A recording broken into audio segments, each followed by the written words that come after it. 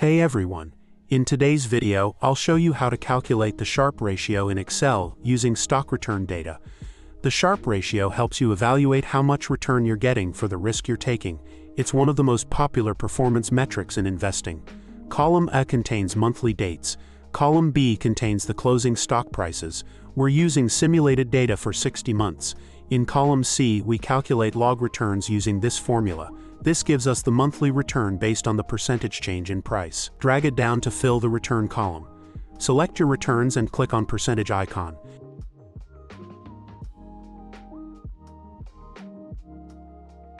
Enter the risk-free rate. Let's assume the annual risk-free rate is 4%. Since we're working with monthly returns, divide it by 12.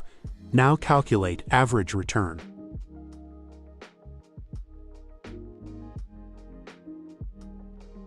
Next, we'll calculate the standard deviation, which measures how much the returns fluctuate, in other words, the volatility of the stock.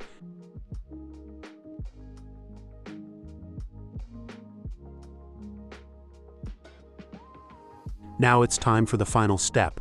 First, subtract the average return from the risk-free rate. This tells us how much extra return we're earning above the safe, risk-free option. Then, divide that result by the standard deviation of returns, which measures the volatility or risk we took to earn that return. This gives us the Sharpe ratio, a single number that tells us how efficiently the investment is generating returns compared to the risk it's taking. If the Sharpe ratio is greater than 1, that's considered good. If the Sharpe ratio is less than 1, it suggests that the return may not be worth the risk. A negative Sharpe ratio means the investment performed worse than the risk-free rate, not ideal. So in short, the higher the Sharpe ratio, the better the risk-adjusted return.